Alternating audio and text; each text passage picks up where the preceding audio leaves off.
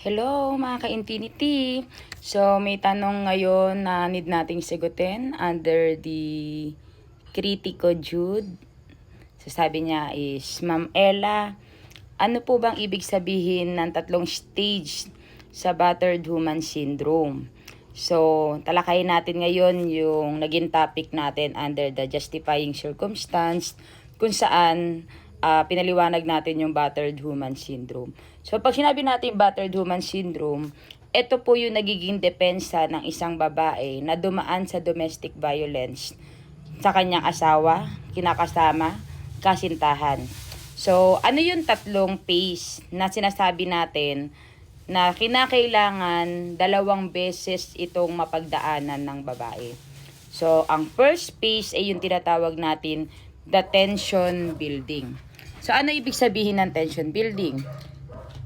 The first phase of the cycle of the violence in the abusive behavior or relationship na na-encounter ng isang babae.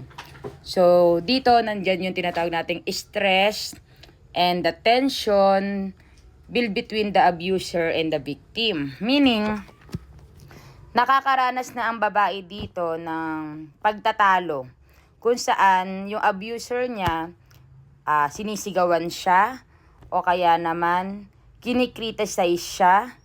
Pwede rin nagbibigay ng pananakot, tinatakot siya ng lalaki, pinagbabantaan siya. O kaya naman meron din itong phase kung saan yung babae nangangamba na siya na wag gumawa ng mga dahilan para hindi magalit yung lalaki. So nagkakaroon na siya ng fear. Natatakot na siya na baka mamaya magalit na sa kanya yung boyfriend niya, yung asawa niya, o yung kinakasama niya. So, ito yung sinasabing tension building phase. And then, papasok yung second phase natin na acute battering kung saan ang tension building phase ay na-reach na yung breaking point para pumasok na saan? Sa pananakit, physical, emotional, and sexual. Ibig sabihin, sa acute battering po, nagkokos na ito ng physical injury. Nagkakaroon na ito ng sinasabi emotional abuse. Ibig sabihin po, yung sinasabi nating yung emotional harm, yung babae, lagi nang umiiyak. Kasi napagsasabihan na siya through verbal. Okay? Next, kapag nandun na sa pinaka-point, may pananakit na, nandyan na yun talagang yung away nyo lumalala na, nasasaktan ka na ng lalaki.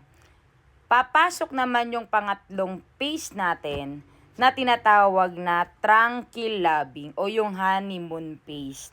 Dito, meron ng mangyayaring panunuyo. So, ang keyword mo sa tinatawag na tranquil loving phase, non-violent to. Ibig sabihin, dito na yung abuser natin mangangako na hindi niya na uulitin yung pananakit niya sa babae. So, meron ng tinatawag na paglalambing. Kaya nga, ang isa sa pinakamahalaga under the battered woman syndrome ay yung tinatawag natin na may intimate relationship kayo. May nangyayari sa inyo.